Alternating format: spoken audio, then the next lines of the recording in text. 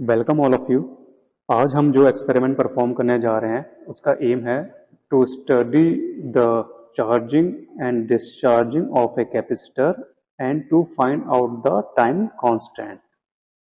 इस केस में क्या होगा कि हमारे पास आरसी का कॉम्बिनेशन होता है, आर यानी रेजिस्टेंस और सी यानी कैपेसिटेंस। इन दोनों को हमने सीरीज में कनेक्ट कर रखा होता है सर्किट डायग्राम के अकॉर्डिंगली। यहाँ पे आप देख सकते हैं ये हमारा सर्किट डायग्राम है, सी और आर जो है सीरीज में कनेक्टेड है।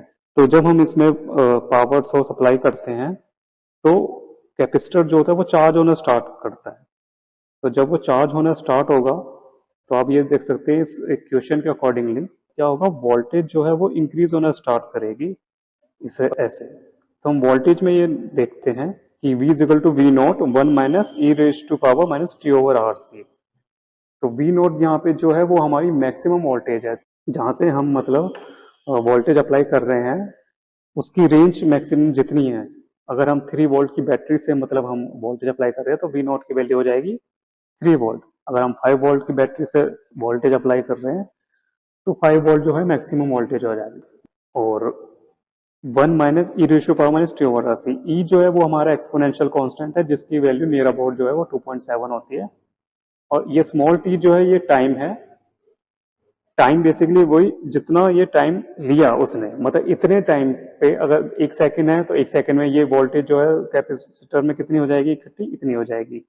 2 सेकंड अगर रखेंगे तो 2 सेकंड में इतनी हो जाएगी, जो भी वैल्यू यहाँ पे हमारी कैलकुलेट होकर आएगी उसके अकॉर्डिंगली। अपॉन में ये दे रखा है आर सी। आर सी यानी आर मतलब रेजिस्टेंस जो हमने सर्किट में यूज करेगी, और सी यानी कैपेसिटेंस जो हमने सर्किट में यूज करी। तो इन दोनों का जो प्रोडक्ट होगा वो आर सी होगा। तो ये हमारी इक्वेशन है वोल्टेज की, कि वोल्टेज चार्जिंग के टाइम पे इस तरह से इंक्रीज करती है वी नॉट वन माइनस ई और आर सी के अकॉर्डिंगली। अब अगर हम एक केस कंसिडर करें जिसमें हम टी की वैल्यू आर सी के इक्वल पुट करें, यानी रेजिस्टेंस और कैपेसिटेंस का जो एक प्रोडक्ट होगा हम मल्टीप्लाई अगर करते हैं तो ये जो वैल्यू थ्योरेटिकली मानी जाती है ये टाइम कांस्टेंट मानी जाती है। इसको हम टॉय से डिनोट करते हैं, मेरा टॉय टॉय से डिनोट करेंगे और ये टाइम कांस्टेंट कहलाएगा।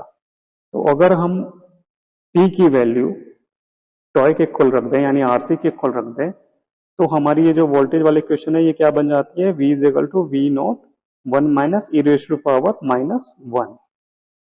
और इसको फिर हम फर्दर और कैलकुलेट करें तो ये वैल्यू कैलकुलेट होकर आती है V naught one minus 1/e which is equal to 0.632 V not.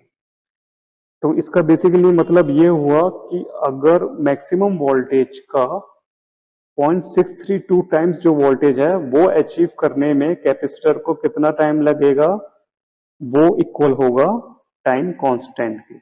और वो टाइम कांस्टेंट यानी tau which is equal to resistance into capacitance यानी आरसी। तो ये तो चार्जिंग के थ्रू हो गया। सिमिलरली हम डिस्चार्जिंग के थ्रू भी फाइंड कर सकते हैं। डिस्चार्जिंग के केस में हमारी इक्वेशन क्या हो जाती है वोल्टेज की, V is equal to V naught e raise to power minus t over are.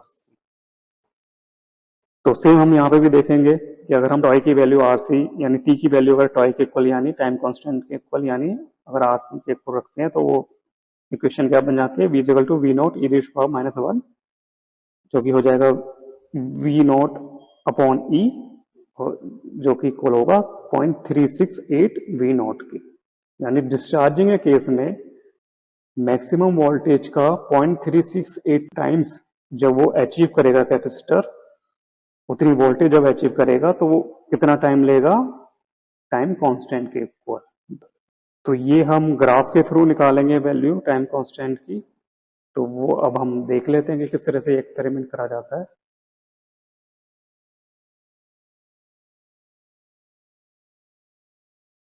ये हमारा वर्चुअल लैब का लिंक है, आप देख सकते हैं यहाँ पर। ये हमारी बैटरी लगी हुई है 1 वोल्ट की, तो हम इसकी वोल्टेज इंक्रीज कर देते हैं यहाँ से। इसको वही मैक्सिमम 3 वोल्ट पे ले जाते हैं ताकि हमारे पास रीडिंग्स जो है वो ज़्यादा से ज़्यादा आ सके। ये हमारे रेजिस्टेंस है 1 किलो ओम और ये कैपेसिटर 1000 माइक्रोफैरेड का, ये सीरीज में कनेक्ट हो रखे हैं। और ये हमारी की है। की को जब हम ऊपर कनेक्ट करेंगे तो वो चार्ज होना स्टार्ट हो जाएगा कैपेसिटर, और जब हम ये नीचे कनेक्ट करेंगे तो कैपेसिटर डिस्चार्ज होना स्टार्ट हो जाएगा। तो अभी हम यहाँ पे वैल्यूज भी इनकी चेंज करके देख लेते हैं। जो रेजिस्टेंस है उसको भी हम मैक्सिमम ले जाते हैं, यानी ये 10 किलो ओम्स तक हम मैक्सिमम इसलिए रख रहे हैं ताकि आरसी के प्रोडक्ट की वैल्यू ज्यादा से ज्यादा रहे, और जितनी ज्यादा आरसी की वैल्यू रहेगी उतने यानी टाइम कांस्टेंट की वैल्यू रहेगी, और टाइम कांस्टेंट अगर ज्यादा होगा तो ऑब्वियसली वो चार्ज होने में और डिस्चार्ज होने में कैपेसिटर उतना ही ज्यादा टाइम लेगा। तो हमारे पास रीडिंग्स जो है मैक्सिमम पाएगी, तो हम प्रिसाइज जो है कैलकुलेशन कर सकते हैं। तो यहाँ पे हमने 1000 माइक्रोफेरेड का एक कैपेसिटर ले लिया और 10 किलो ओम्स की रेजिस्टेंस ले ली और सीरीज में कनेक्ट कर लिया है इन्हें। अब हम रीडिंग्स लेके देखते हैं। यहाँ पे ये हमने चार्जिंग की रीडिंग्स ले ली हैं, ये मैंने चार्ज कर दिया। अभी आप देख सकते हैं कि यहाँ पे ये कैपेसिटर जो है चार्ज होना स्टार्ट हो गया है और हमारी रीडिंग्स जो है यहाँ पर आ रही है। टाइम इस कॉलम में आ रहा है, वोल्टेज इस कॉलम में आ रही है। ये जैसे जैसे टाइम बढ़ता जा रहा है रीडिंग जो है आती जा रही है।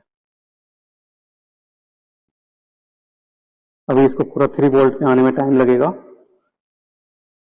तो ये हम देख रहे हैं कि आ रहा है धीरे धीरे, और ये कैपेसिटर जो है चार्ज होता जा रहा है। 2.8 वोल्ट तक पहुंच गया है ये, 2.87 वोल्ट, और धीरे धीरे 3 वोल्ट तक पहुंचने ही वाला है। हमारी बैटरी की जो मैक्सिमम रेंज है वो 3 वोल्ट है, इसलिए चार्ज कैपेसिटर भी फुली जो चार्ज होगा वो लगभग 3 वोल्ट तक हो जाएगा।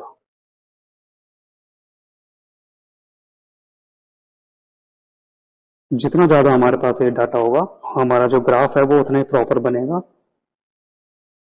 ये 2.99 वोल्ट तक पहुंच गया है, ऑलमोस्ट ये 3 वोल्ट तक पहुंच ही गया है। तो हम इन रीडिंग्स का जो डाटा है वो डाउनलोड कर लेते हैं यहाँ पे।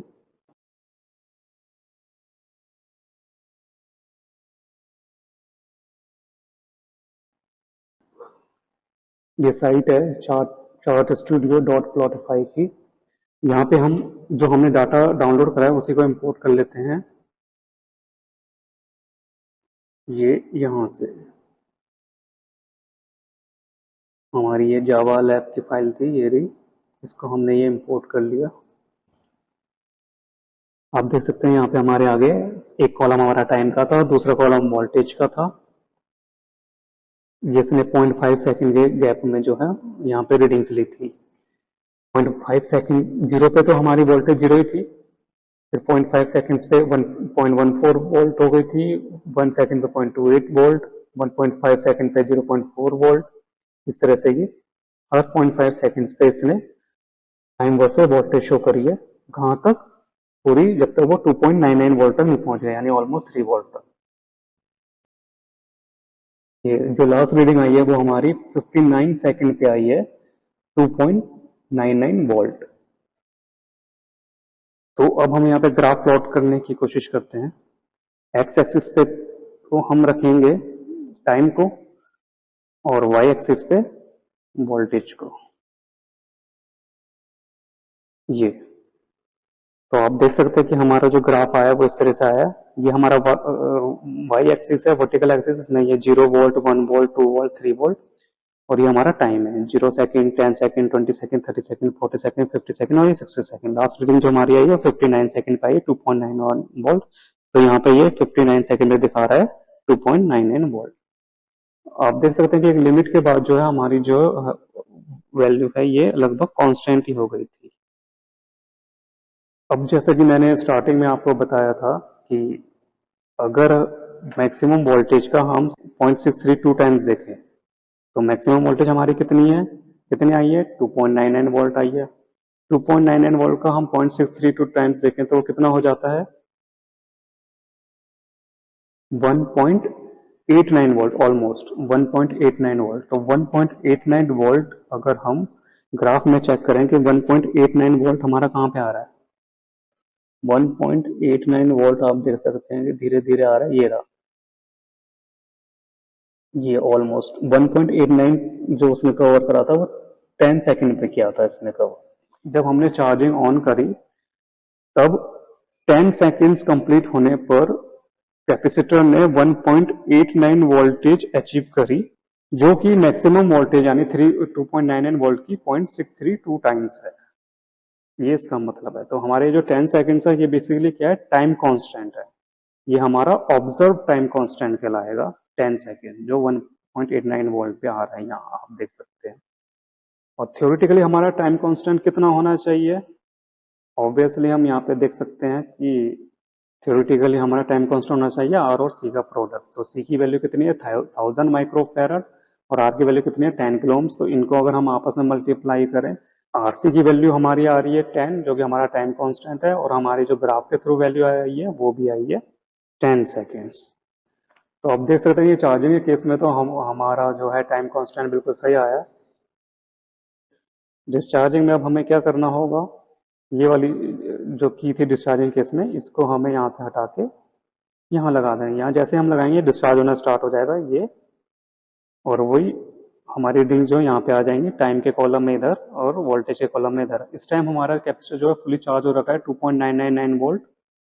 तो हमारी जो डिस्चार्जिंग रीडिंग्स होंगी वो 2.99 से स्टार्ट हो गया, वोल्टेज जो है डिक्रीज होना स्टार्ट करेगी। तो वो रीडिंग्स हम यहाँ पे देख लेते हैं। ये जैसे जैसे हमने टच करा, ये आप देख सकते हैं यहाँ पे रीडिंग्स आनी स्टार्ट हो गई हैं।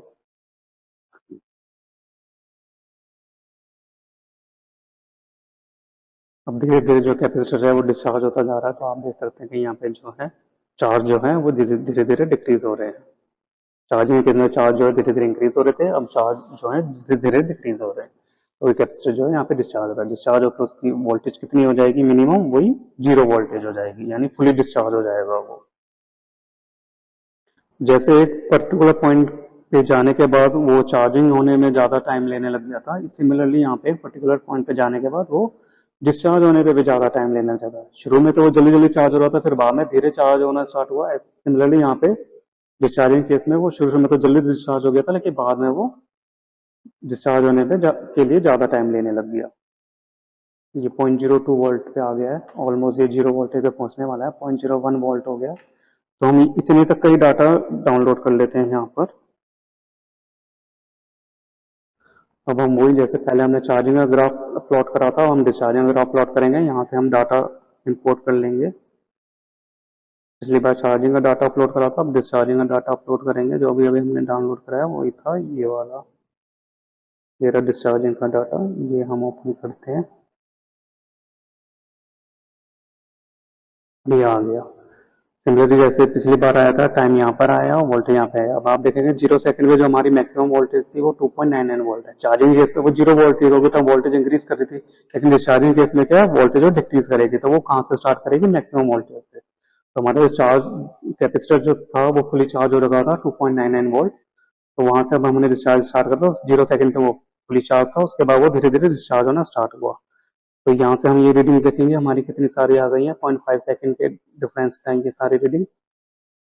तो हमारी ये कहाँ तक पहुंची है, मिनिमम ये 0.01 वोल्ट जो पहुंचा था वो 55.5 सेकंड पे जाकर पहुंचा। तो हम इसका ग्राफ जो है ट्रेस कर लेते हैं।